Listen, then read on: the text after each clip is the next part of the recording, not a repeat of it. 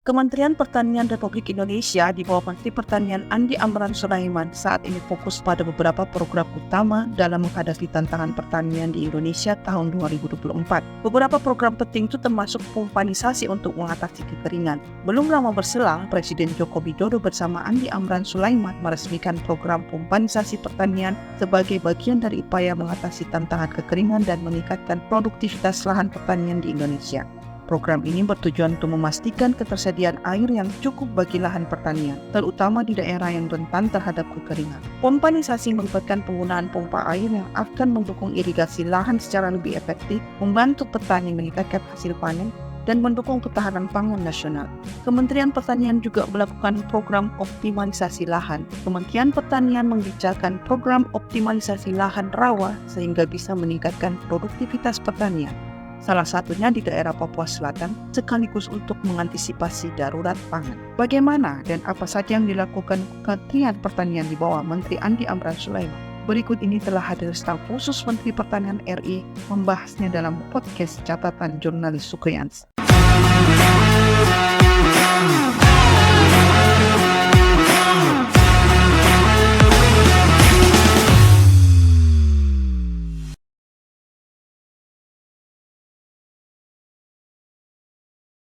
Sahabat UKI, di podcast kita kali ini kita akan membahas tentang pertanian di Indonesia. Nah, untuk itu di studio sudah hadir pakar pertanian. Beliau juga sangat istimewa karena kita menghadirkan staf khusus Menteri Pertanian Kementerian Republik Indonesia. Kita sapa tamu kita kali ini, Prof. Insinyur Muhammad Arsyad, SP, MSI, PhD. Assalamualaikum warahmatullahi wabarakatuh, Prof. Ya, waalaikumsalam warahmatullahi wabarakatuh. Terima kasih banyak, Prof, sudah hadir di podcast kita kali ini. Ya, sama. Ini isunya sangat menarik ya, karena soal mengangkat isu pertanian. Tapi sebelum jauh ini saya ingin sedikit menyentuh tentang latar belakang Prof yang sepertinya ilmunya memang linear dari mulai S1 ya, Prof ya. Dari S1-nya Sosial Pertanian di Unhas tahun 1998. Lalu kemudian sarjana S2-nya di Institut Pertanian Bogor tahun 2024 dan S3 atau PhD-nya diperoleh di Universitas Ryokoku, Prefektur Kyoto, Jepang tahun 2010. Dan ada masa di mana tahun 2021 Prof. Arsyad menjadi Prof termuda di Fakultas Pertanian Universitas Hasanuddin. Nah, ini menarik latar belakangnya, Prof. Apakah memang dari kecil memang menyukai pertanian atau ada sesuatu yang sehingga Prof kemudian memilih menjadi ahli di pertanian dari kecil? Baik, saya itu waktu masih sekolah di sekolah menengah, sebenarnya tidak cita-cita jadi dosen. Saya cita-cita jadi kepala Bangdes. Ada itu dulu kepala pembangunan desa yang terus turun ke petani yang naik motor Honda Win itu plat merah. Itu saya suka setiap pagi saya pergi sekolah. Saya mau jadi Bambes itu. Itu di mana di desa mana? Itu di Majene, Sulawesi Barat. Nah, waktu saya sekolah. Lama-kelamaan terus masuk ke perguruan tinggi. Rupanya opportunity itu berbeda. Jadilah seperti sekarang. Ya. Menjadi seorang ahli bidang pertanian, tetapi sekaligus menjadi guru besar ya, Prof, di Universitas Hasanuddin. Ceritakan masa kecilnya, Prof. Lahir di mana? Saya lahir di desa, disebut Banua disebutnya. Kemudian di Kecamatan Sendana, terus Kabupaten Majene itu 40 km dari kota Majene, 40 km. Jadi setiap pagi SMP-nya jauh, itu kira-kira 4 kilo jalan kaki. PP begitu sampai tamat. Sudah itu masuk SMA ke kota Majene dan di situ kita tinggal di asrama dan seterusnya. Sudah itu baru masuk ke S1 di Unhas. Waktu itu saya lulusan terbaik di Departemen Sosial Ekonomi Pertanian. Sudah itu baru berangkat ke Bogor S2. Saya balik 2004 Desember. Kemudian setelah itu Oktober 2006 saya berangkat ke Ryukoku University untuk S3. Selesai Maret 2010. Jadi 3 tahun Selama di belajar Jepang ya. di Jepang. Sempat kena gempa nggak Prof di sana? Oh ya. Di sana kalau gempa yang saya alami biasa-biasa saja. Mereka terutama orang-orang Jepang mungkin karena sudah terbiasa. Nah kitanya yang kan agak ketakutan Iya betul. karena goyakan begitu. Cukup keras ya Prof. Iya. Jadi tidak Tapi bagi warga sana biasa aja mereka. tetap beraktivitas. Ya, dan antisipasi mereka terhadap kejadian disaster seperti itu kan cukup bagus. Jadi Mungkin juga infrastruktur mereka sudah dipersiapkan untuk ready. anti gempa dan sebagainya, Prof ya. Hmm. Baik Prof, ini sekarang selain mengajar juga menjadi staf ya, khusus di staf saya diberi tugas oleh Pak Menteri sebagai staf khusus Menteri Pertanian bidang percepatan peningkatan produksi pertanian. ya. Jadi salah satu tugasnya untuk memberikan pertimbangan, kemudian perencanaan, kemudian evaluasi pengendalian termasuk bagaimana struktur produksi di pertanian itu bisa ditingkatkan. Itu kira-kira jadi bidangnya khusus percepatan produksi. Jadi produksi itu ada tapi perlu dipercepat. Dipercepat lagi. Percepat lagi. Karena kebutuhannya. Ya satu karena makin lama kan pertanian ini kan punya masalah unik tersendiri. Pertama climate change itu kan perubahan iklim. Itu mempengaruhi struktur produksi secara kuat. Satu. Yang kedua water resources in agriculture. Itu menjadi isu pokok dalam pembangunan pertanian. Kan bisa dibayangkan kita mau menanam tidak ada air. Iya betul. Ada juga kejadian sudah ditanam 2-3 minggu tidak ada air kan mati gitu loh. Jadi itu water resources. Yang lain misalnya di samping itu aging farmers kan. Ya petani kita kan makin lama makin tua gitu. Sekarang regenerasi kan agak lambat. Itu perlu ditangani. Yang lain lagi tapi tidak punya petani. Ya, meskipun misalnya pemerintah kita cetak sawah misalnya kan. Cetak sawah ada luasan 1 juta 2 juta misalnya hektar gitu. Terus ada air tapi tidak ada yang mau mengerjakan kan. Berarti itu kan butuh resources, sumber daya manusia petani. It means kalau aging farmers terjadi terus menerus itu kan that's impact akan berdampak terhadap struktur produksi ya. Prof, sebenarnya Indonesia ini memang negara agraris ya Prof? Ya.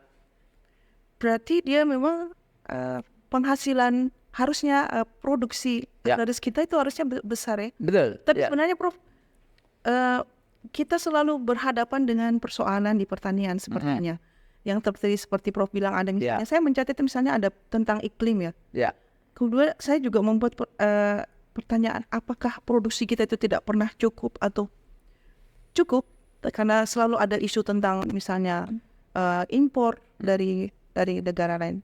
Nah sebenarnya apa sih masalah pertanian di Indonesia ini selain yang tadi Prof sebut tentang air tentang ini kan termasuk di antara yang pertumbuhan penduduk yang cukup cepat begitu. Bagaimanapun itu akan mempengaruhi struktur konsumsi pangan. Kita bicara pangan tapi saya batasi dalam konteks ini beras kan yang kita definisikan. Meskipun pangan itu sebenarnya harusnya jangan beras sentris. Iya. Itu kan yang problem di kita karena by definisi yang kita maksud pangan itu beras. Padahal kan bukan. Ada pangan yang non beras. Seharusnya itu bisa mengatasi konsumsi. Ya. Belum lagi misalnya kenapa itu terjadi? Kenapa ada gap yang tinggi sekali? Karena tingkat konsumsi masyarakat Indonesia nih terhadap pangan dalam arti beras itu tinggi sekali kan masih 110-120 kg per kapita per tahun. Di negara maju itu kan hanya 60-70 per kapita per tahun. Jadi kita 2 kali lipat konsumsinya.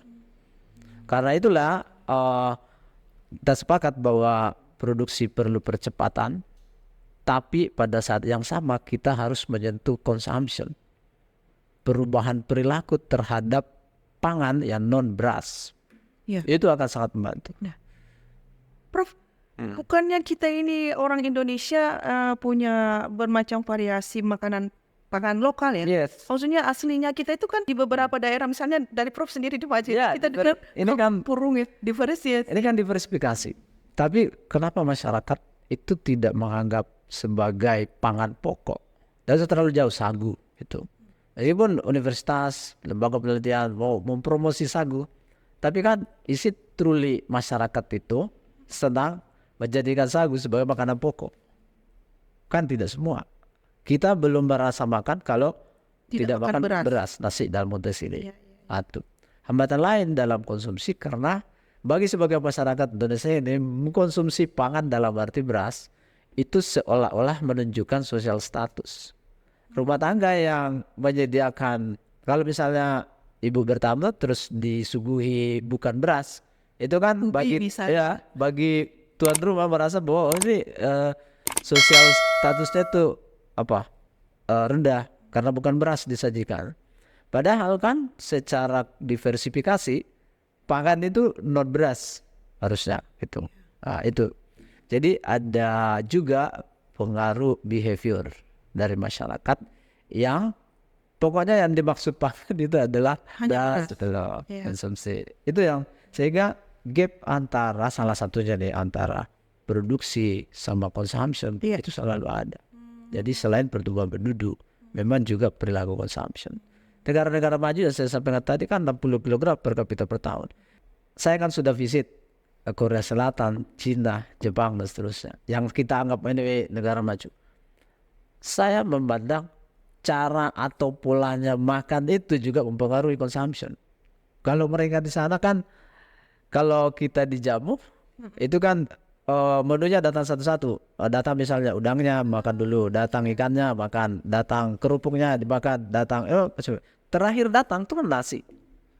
Jadi perut itu sudah full baru nasinya datang.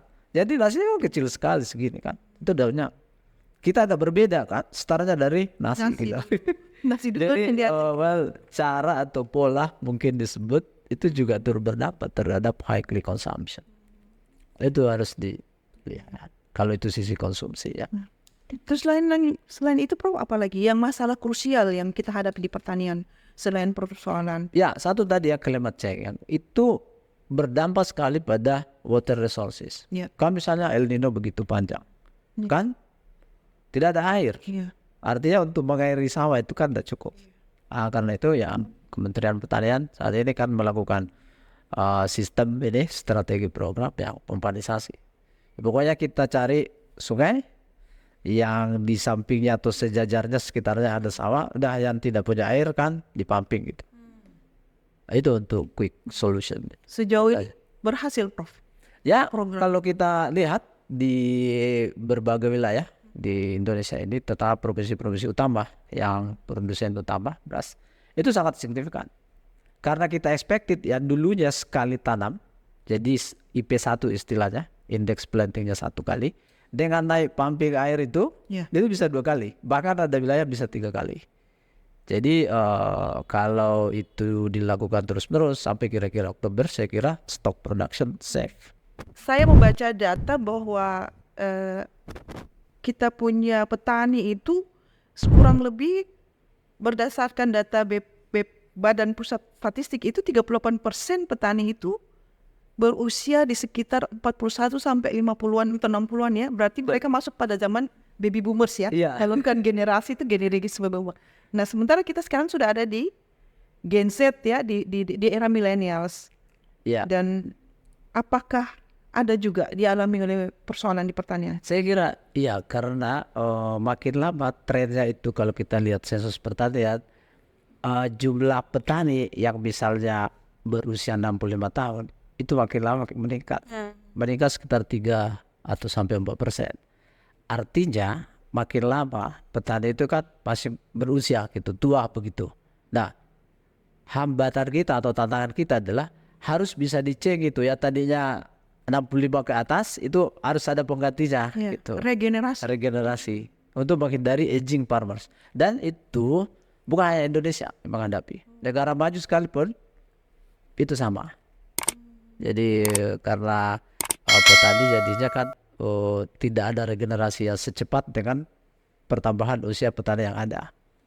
Itu benar bahwa masih menjadi salah satu tantangan yang harus diatasi. Dan itu bagian dari tugas program yang ada di Kementerian Pertanian juga. Juga karena itu akan mempengaruhi struktur, sekali lagi dia akan mempengaruhi struktur produksi. Kan bisa dibayangkan kalau petaninya jangan tidak cukup saja sudah berpengaruh kan. Jadi itu harus menjadi konsep kita. Terus Prof, apa yang mau dilakukan? Ada dia misalnya mengantisipasi yang tadi yang kekurangan petani. Ya, satu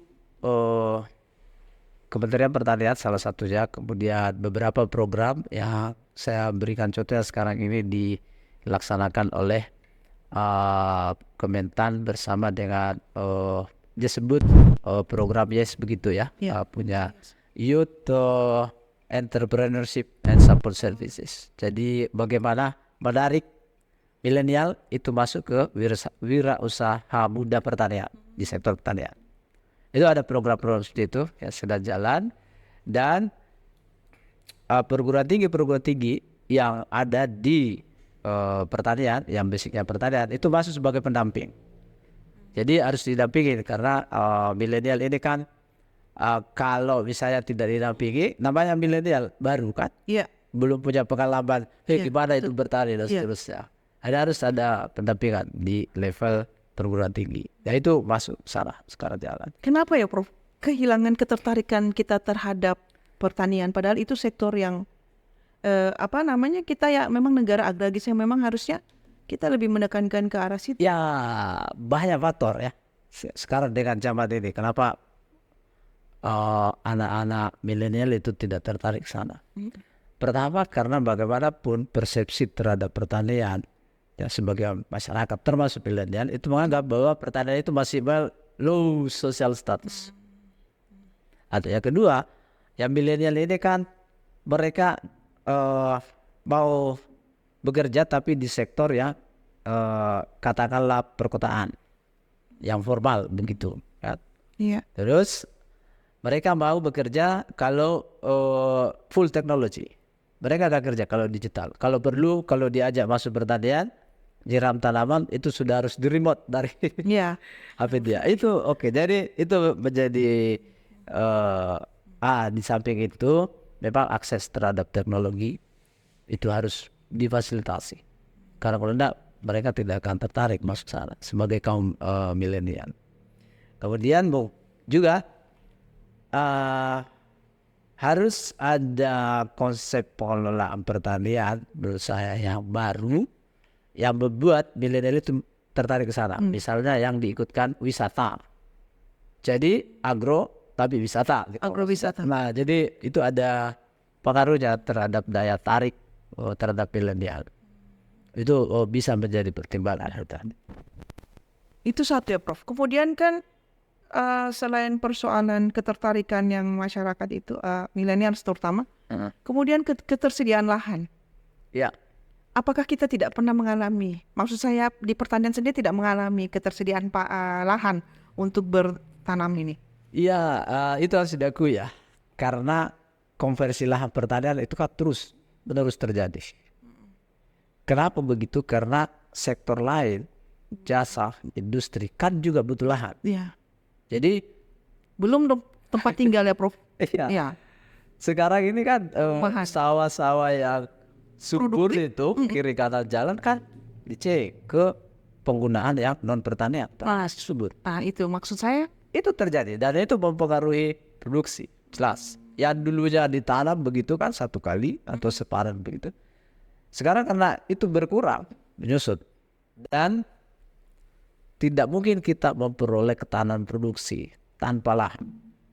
Itu harus mati. Gimana gitu ya Prof ya. Mungkin ada cara lain, tapi itu tidak akan sepadan dengan lahan pertanian. Jadi ada kompetisi antar sektor, antara pertanian dan non pertanian yang juga butuh lahan. Terus jadi gimana Prof hitung-hitungannya? Berapa banyak? Ya kalau sekarang ini kan Kementerian Pertanian, oke kita cari alternatif. Sambil memberi regulasi mengenai konversi, karena itu harus diberi regulasi. Karena kalau enggak itu akan konversinya cepat sekali. Nah, sekarang ini Kementerian Pertanian ya atas kita melihat kan lahan rawa, potensi lahan rawa di Indonesia kan besar. Betul. Dan untuk sementara kan sektor lain tidak terlalu tertarik masuk ke lahan rawa itu. Oh iya. Nah, inilah menjadi salah satu program yang sekarang ini disebut oleh Kementerian optimalisasi lahan rawa. Itu masuk sana. Ekspektasinya ya bisa planting index-nya bertambah. Kalau dulunya 1 kali ya bisa menjadi 2 kali. Jadi bisa mengimbangi dampak negatif dari konversi lahan tadi ya. Itu saran. Tapi rawa itu memang memungkinkan untuk dijadikan ya memang betul tidak semudah dengan plat yang sawah sekarang yang ada. Itu harus ada treatment khusus karena pertama kondisi lahan kan itu berbeda. Yang kedua tentu saja keasaman. Jadi teman-teman yang di ahli pakar di situ udah tahu, oh kalau lahan ini dikasih ini dolomit dan seterusnya untuk menetralkan. Memang tidak semudah treatment yang sawah-sawah yang memang sawah katakanlah kelas 1 begitu yang di plat itu. Iya. Ada tantangan seperti itu. Dan itu program sudah jalan, Prof? Jalan, sekarang udah jalan. Jadi optimalisasi lahan rawa itu membantu kita expected untuk bisa produksi bertambah meskipun konversi lahan itu tetap jalan. Dan tetap itu masih tetap padi ya? Yang sementara ini fokus padi ya, karena kita salah satunya untuk mempertahankan produksi yang stok itu cukup. Gitu. Prof, itu kemudian tadi menarik juga yang Prof bilang tentang harusnya Indonesia itu berpikir tentang diversifikasi pangan ya. Tidak hanya padi. Betul. Gitu. Nah, terus apa yang dilakukan oleh Kementerian dalam Pertanian untuk mendorong agar ada diversifikasi pangan ini betul-betul terlaksana? Karena tadi Prof bilang masih 110. Iya, sebetulnya kan dalam 4 atau 5 dekade proses pembangunan itu kan program itu ada kan sebetulnya. Questionnya adalah it's really works. Ya. It doesn't work. Kerja tidak oke. Ya orang sekitar sini yang punya sagu, yang punya umbi, yang betul, mereka tidak anggap itu sebagai main. Ya, makanan utama, main course itu. Jadi kita butuh perubahan perilaku konsumsi untuk sedikit beralih dari pangan dalam arti beras ke pangan yang non beras. Itu. Terus Prof, apa yang dilakukan oleh Kementerian? Tidak melakukan macam sosialisasi atau? Saya kira itu tadi saya sampaikan bahwa itu dalam masa beberapa dekade itu sudah terjadi. Tinggal memang peningkatan efektivitasnya dari situ dan istilahnya kala pamor sama program production side di mana beras itu dianggap sebagai makanan pokok gitu. Itu masih diperlukan. Jadi di samping program untuk peningkatan produksi secara khusus, menurut saya itu perlu program. Kalau dalam beberapa tahun terakhir ini, Prof, bagaimana produksi padi? Ya, kita berharap bahwa dengan 3 program strategis itu,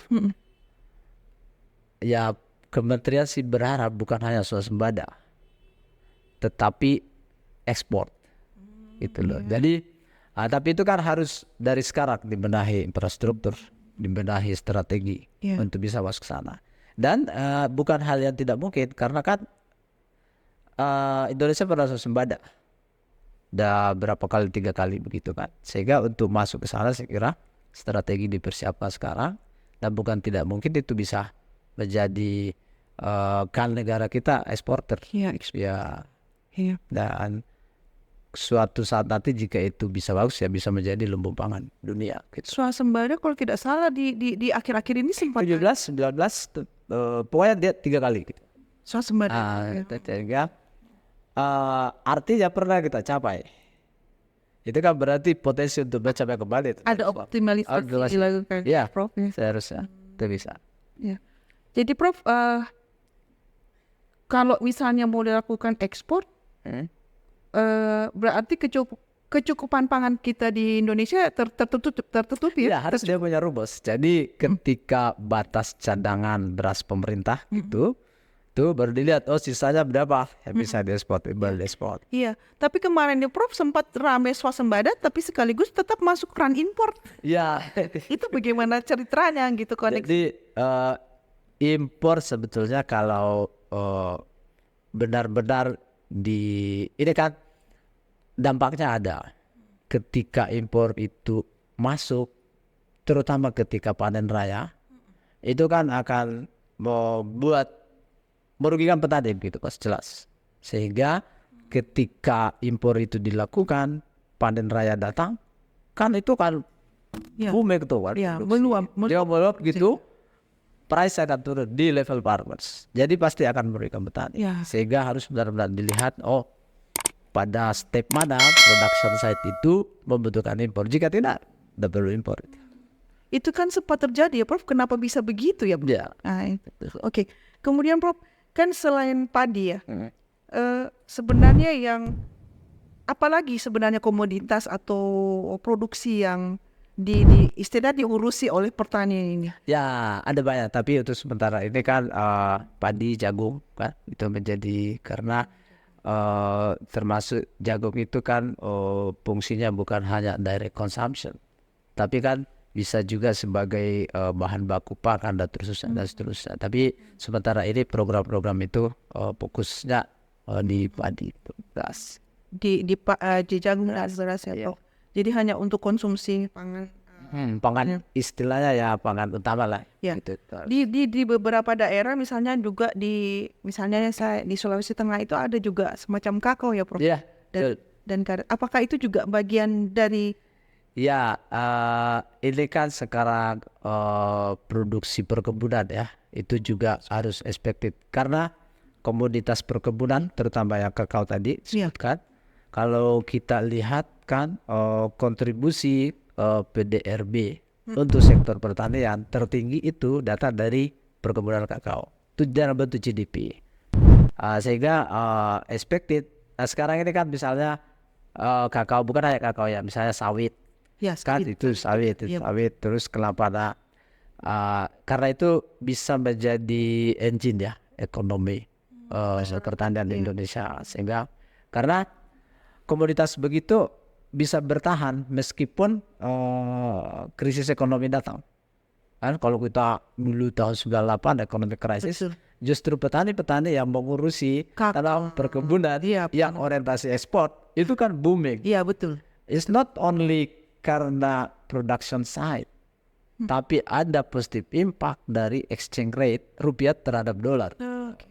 Jadi dengan kata lain, makin krisis sebenarnya kalau komoditasnya makin bagus. Ya, karena petani ditanya, Pak, bagaimana waktu krisis itu kan ditanya mereka survei, sebagian studi, bagaimana menurut Bapak krisis ekonomi? Mereka jawab, Pak, ini bagus sekali. Kalau panjang agak bagus karena nilai tukar itu kan berdampak terhadap menjadi naik sekali harga kakao. Ya, jadi bukan hanya karena faktor produksi, tapi karena nilai tukar rupiah terhadap US dollar yang kan dramatis itu. Itu didorong nggak sama pertanian, Prof? Sama Kementerian Pertanian kan waktu itu sektor-sektor yang non pertanian kan drop gitu, terutama jasa dan konstruksi. Yang bertahan di 98 itu kan pertanian turun juga, tapi turunnya tidak seperti jasa dan konstruksi. Itu membawa pesan penting bahwa komoditas pertanian khususnya yang orientasi ekspor can be expected untuk membantu farmers even economic crisis. Gitu itu. Kemudian ada lagi yang saya masih ingat tentang 1 juta lahan hektar pertanian itu masih jalan. 1 juta hektar. Oh yang lahan sawah itu. Ini kan lahan baru ya. Baru ini rencana untuk perluasan areal kan expected rencana 1 juta hektar per tahun begitu ya.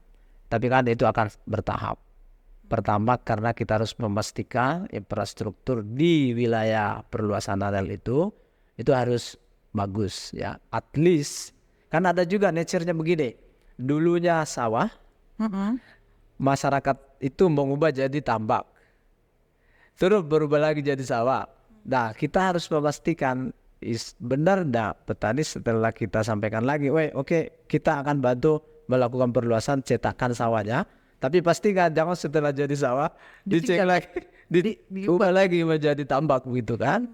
Nah, kita survei di beberapa provinsi dan kita peroleh informasi petani memang looks like lebih memilih di sawah daripada tambak. Rupanya ongkosnya itu lebih mahal buat Tambak. ya daripada itu. Dari Coba kita perlu juga sinergi komitmen pemerintah kabupaten kota. Karena kan kalau tidak sinergi dari kementerian terus pindah kabupaten kota kan itu ya bisa tidak efektif program itu. Ya, itu berarti sehingga harus mencocok. ya penanganan terhadap izin pertanian di lokasi di lapangan itu penting. Di situ peran penyuluh menjadi pokok penyuluh pertanian. Prof, saya juga membaca tentang ada program-program yang dilakukan oleh Kementerian Pertanian dalam rangka menghadapi Indonesia Emas ya, untuk mendukung Indonesia Emas 2045. Itu apa saja Prof mungkin yang ya salah satunya kan aksesibilitas ya. Ya. Ada aksesibilitas, jadi kita bisa 2045 itu jadi itu bukan faktor tunggal begitu. Itu harus ada fungsi koordinasi yang kuat, bukan hanya individu di dalam lembaga, tapi fungsi koordinasi antar lembaga itu menjadi sangat penting untuk mendukung 2045. Artinya pertanian tidak bisa menjadi single faktor untuk get in Indonesia Emas. Butuh kementerian lain, butuh lembaga lain. Itu bisa sinergi. Ya contoh misalnya, kita ini kan untuk meningkatkan optimalisasi lahan rawani atau lahan sawah yang dari indeks planting 1 menjadi 2, penanaman 2 jadi 3. Kalau misalnya yang lalu itu kan tidak ada air. Artinya Kementerian Pertanian kan memompa air itu. Itu pompanya yang paling simpel kan yang di sungai. Nah kita kan butuh koordinasi dengan BBWS PUPR. Tidak bisa kita jadi tidak bisa. Karena masing-masing punya regulasi, punya kewenangan. Itu yang saya maksud. Jadi bukan urusan pertanian ini simpelnya bukan hanya menjadi urusan Kementerian Pertanian. Tapi harus ada fungsi-fungsi koordinasi dengan lembaga lain. Iya, lembaga lain, kelembagaan besar yang terlibat di sepanjang rantai penanganan produksi. Tak bisa. Misal akses. Kalau misalnya pupuk benih tersedia. Tapi kalau tidak ada salah satunya distribusi bagaimana membawa ke sana. Saya contoh. Pupuk tersedia. Ini tersedia di ceritanya. Pupuk. Terus kan harus dibawa ke wilayah yang misalnya jauh sekali dan pelosok. Tahu enggak?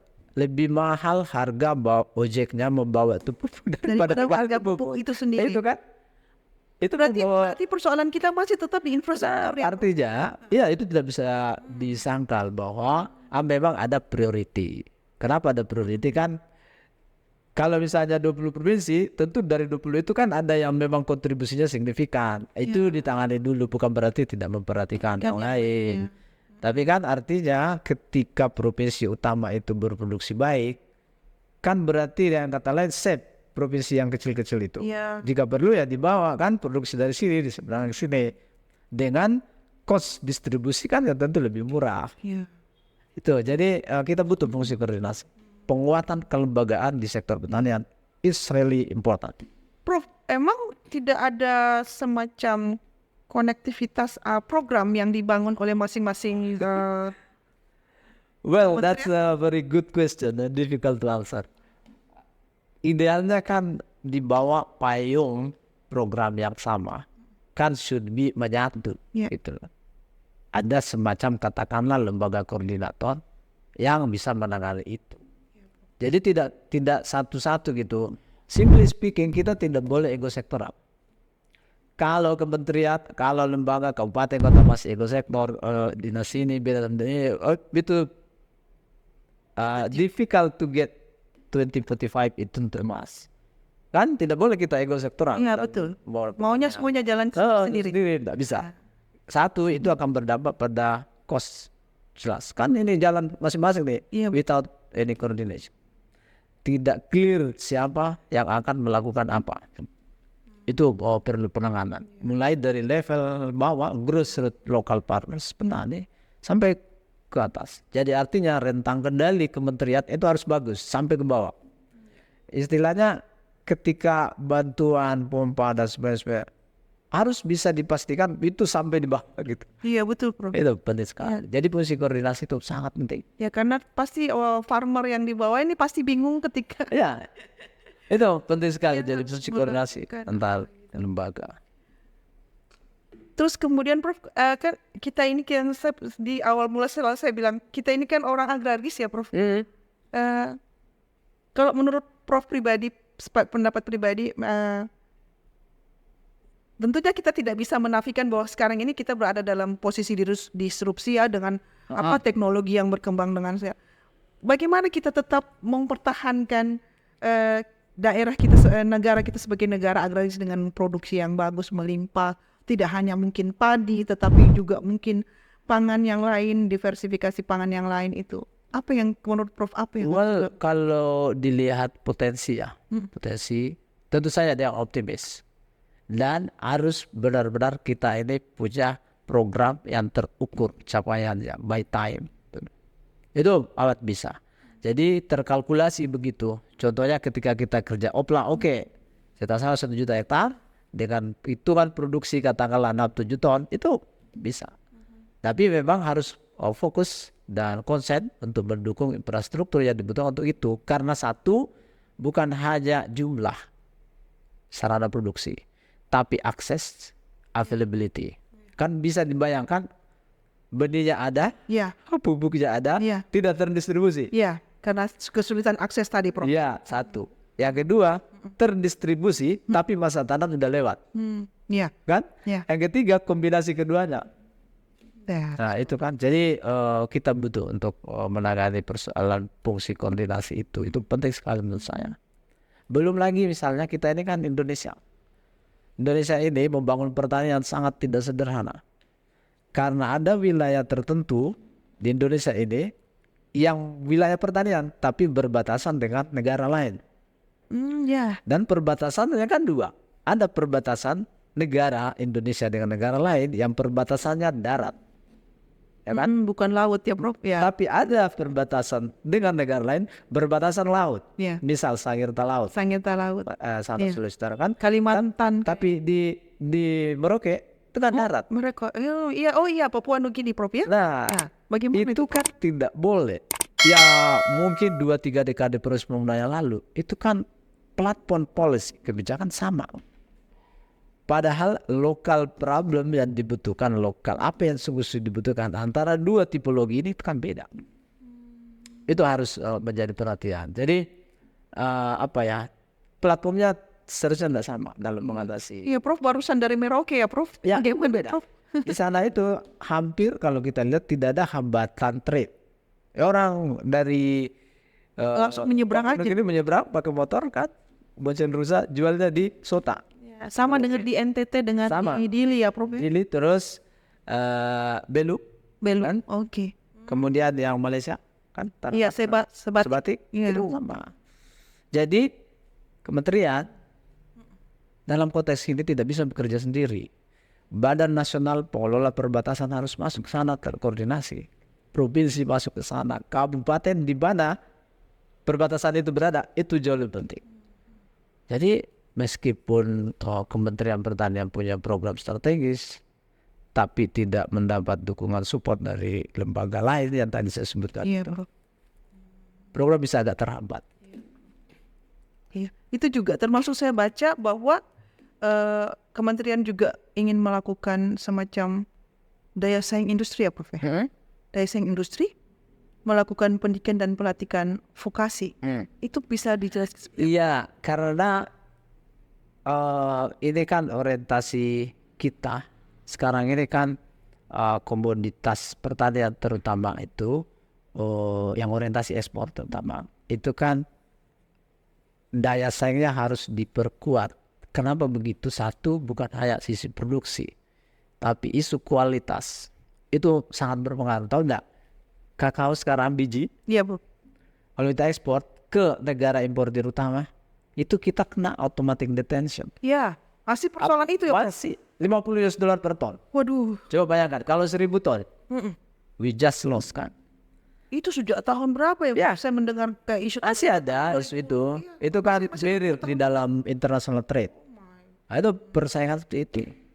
Yang lain negara maju sekarang tidak mau membeli jualan kita pangan ataupun bukan atau trade kalau mereka tidak memastikan siapa yang memproduksi. Kenapa begitu? Karena dia mau tahu ketika dia bermasalah dalam konsumsi, dia cari siapa yang memproduksi. Itu. Jadi kita butuh penanganan kualitas, terutama yang tadi disampaikan. Kalau enggak, kita daya saingnya agak sulit. Karena ekspor. Jadi kita butuh penanganan bukan hanya produksi sekali lagi, tapi penanganan pasca panen itu sangat penting. Karena pada akhirnya quality market strongly affected by quality product itself. Berarti Terusan. berarti memang pada kondisi sekarang ini sudah tepat ya Prof? Harus, no choice. Tapi saya lihat ini kan arahan presiden ini kan badan pengelola BPDPKS sawit kan, yang dulunya hanya ngurusin sawit, sekarang kan kakao sama kelapa diberi adjustment tugas tambahan ke sana. Jadi itu menjadi kesempatan yang bagus menurut saya ya, bahwa ada semacam sinergi antar komoditas perkebunan nasional. Jadi kita kan perlu juga melihat bahwa memang harus diakui tidak semua komoditas perkebunan itu kan penanganannya cepat. Kalau sawit itu menempati ya posisi yang sangat baik lah. Tapi tentu saja komoditas lain yang juga berkontribusi terhadap PDRB, GDP, devisa dan seterusnya, terutama petani di level petani itu penting sekali. Nah Prof, itu saya jadi tertarik juga tentang pernyataan Prof tadi tentang petani ya, bagaimana kita menciptakan petani millennials. Mungkin Prof ada semacam himbauan atau semacam saran kepada misalnya anak-anak muda yang bisa menjadi petani gitu ya, untuk bahwa pekerjaan ini sebenarnya bukan sesuatu yang rendah. Mungkin ada perbandingan dengan Prof punya pengalaman yang lain, misalnya mungkin di Jepang bagaimana petani itu dibangun. Ya, anak milenial ini kan sekarang zaman kita ini kan berubah. Jadi milenial ini jelas dia quick response begitu. Yang kedua dia butuh digital teknologi. Jadi kalau kita mau masuk ke sana dan menarik mereka untuk become farmers, salah satunya adalah harus berikan contoh. Jadi kan sekarang ini sudah ada di berbagai provinsi yang binaan kementerian itu sudah ada yang berhasil petani-petani milenial itu. Coba bayangkan kan, contoh ini kan 280 juta penduduk kan. Kalau 280 juta hitungannya deh, kalau peternakan lah contohnya. Itu kan setiap tahun akan kurban. Kalau 1 juta saja kan berarti 1 juta ekor, itu pasarnya besar sekali. Nah kalau dikerja sama milenial itu sudah ada. Nah jadi harus diberi contoh baik milenial. Yang kedua dia harus full teknologi. Kalau perlu nanti itu mereka mau bergabung ke sana ke pertanian, belum menyiram tanaman dia sudah pakai lewat HP-nya dia atas remote itu. Dengan jarak yang yang ketiga mereka itu harus terukur bahwa dia bisa untung. Kalau dia tidak untung itu akan secara ekonomi maksudnya. Betul. Mereka tidak akan masukkan. Gitu. Jadi kita butuh untuk step awal ya memberi semacam example bahwa itu bisa, ini ada contoh case. Itu yang perlu direplikasi ke provinsi lain untuk bisa menarik gitu animo mereka untuk becoming farmers. Lama-lama kalau itu terjadi speed up itu akan banyak ke sana. Sehingga alumni perguruan tinggi pun yang notabene datang dari fakultas pertanian sendiri itu tidak enggan masuk ke sektor pertanian. Kan sekarang ini kalau sarjana pertanian sekalipun kalau ditanya mau kerja di jadi petani enggak? Mereka akan bilang tidak mau, tapi di Kementerian Pertanian itu. Baru kemudian Prof, kalau jadi petani itu kan harus bergerak secara fisik ya. Jadi saya berharap bahwa ada contoh-contoh case di Indonesia ini, dan itu sudah ada di beberapa tempat, beberapa provinsi binaan Kementerian Pertanian bersama dengan International Fund for Agriculture Development, dan itu ada. Saya minta tadi malam ke teman-teman yang bertanggung jawab di direktur program itu bisa direplikasi tempat lain. Tapi memang satu tantangannya butuh pendampingan continuously. Kalau enggak itu mereka left dari situ. Pendampingnya dari mana, Prof? Perguruan tinggi dan konsultannya sendiri.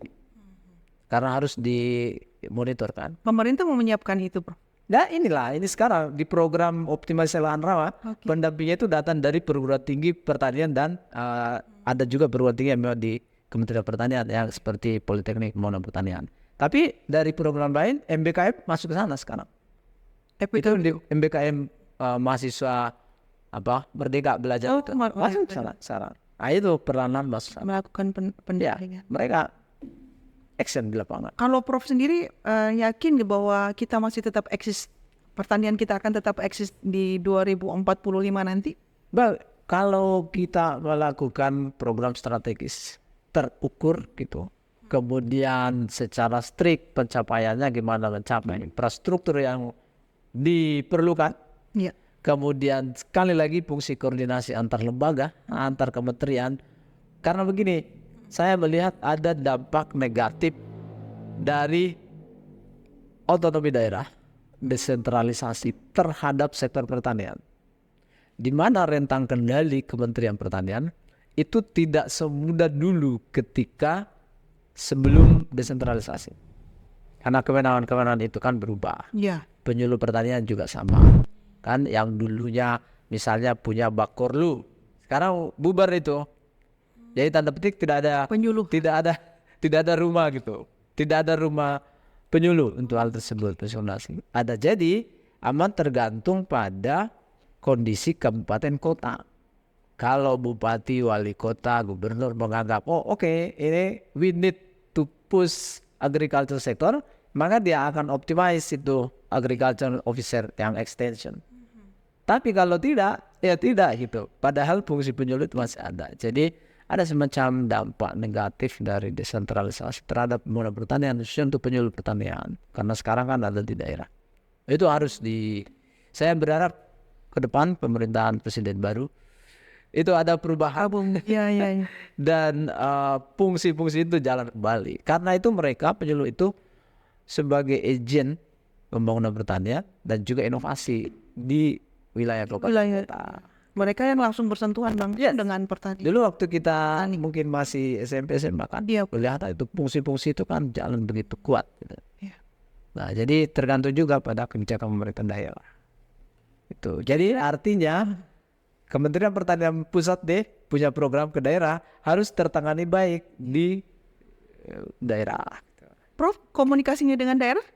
Ini sekarang bagus karena program-program itu kan dikerjasamakan berbagai kementerian, berbagai lembaga kan sekarang ini, sehingga pertanian atau Kementerian Pertanian tidak bekerja sendiri, tapi banyak kementerian ya, lembaga, institusi yang turut masuk ke dalam program kita. Artinya kita berharap hasilnya bisa lebih bagus itu dengan fungsi-fungsi koordinasi yang baik. Baik Prof, terima kasih banyak. Kita berharap mudah-mudahan percepatan di sektor pertanian ini tercapai. Dengan apalagi ada staf khusus Prof Arsyad di Kementerian Pertanian bersama Pak Menteri Pak Andi Amran Sulaiman Prof. Jalan. Terima kasih banyak waktunya Prof sudah hadir di podcast Catatan Sukriansa. Terima kasih, semoga bermanfaat. Pasti bermanfaat, insya Allah bermanfaat. Berikutnya mohon WhatsApp Prof untuk kita podcast lagi. Ya baik, terima kasih banyak Prof. Baik. Demikian sahabat Uki, tadi perbincangan kami yang sangat berisi, bernasihat tentang pertanian, sektor pertanian, bagaimana Indonesia itu bisa menjadi negara yang mengekspor bahan pertanian pada komoditas pertanian pada akhirnya nanti.